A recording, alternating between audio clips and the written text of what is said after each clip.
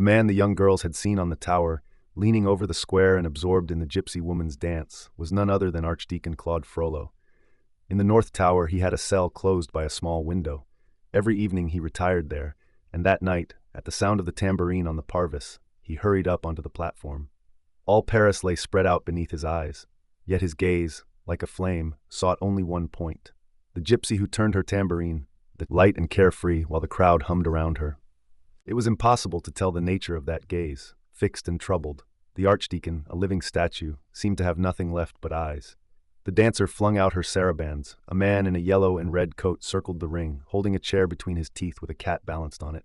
It was Master Pierre Gringoire, the poor poet turned mountebank. When Frollo made out that stranger beside her, his face clouded over. "What sort of man is that?" he murmured. "I had always seen her alone." He went back down the winding stair. At the door of the bell chamber he saw Quasimodo leaning at a small window, his eyes delightedly fixed on the square. The archdeacon uttered a word of astonishment, then stepped out into the crowd. The gypsy woman had disappeared. Gringoire, sweat on his brow, was carrying his chair and the cat. At Dom Claude's voice the poor devil lost his balance. Chair and cat collapsed, and he took refuge, ashamed, in the nave, where the archdeacon invited him to follow. The cathedral was dark. Only the great rose window, bathed in a horizontal beam, cast its dazzling spectre into the gloom. Frollo leaned against a pillar and looked at the poet for a long time, not with mockery, but with a piercing, solemn eye. He began by questioning him about his buffoon's trappings and about his absence over the past 2 months. Gringoire, pitiable and playful, recounted how misery had thrown him among the beggars, how his doublet had given way, how he had learned feats of strength to earn his bread. "One must live," he said with a somewhat coaxing philosophy. Then Dom Claude broached the question that obsessed him. Was the gypsy woman his wife? "By my faith, yes," said Gringoire, "she is my wife, but we never consummated."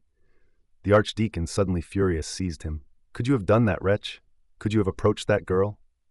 Gringoire told of the strange superstition of the amulet, the virginity kept like a talisman, the veneration of her tribe, and spoke of Jolly, the learned goat, who sometimes uttered the word Phoebus.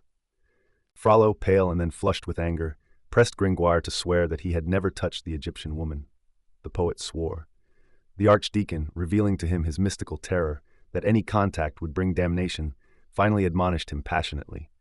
Gringoire, half smiling, spoke of an indiscreet glance through the keyhole. Dom Claude's anger erupted. "Go to the devil!" And pushing him abruptly, he dragged him under the darkest arcades of Notre-Dame.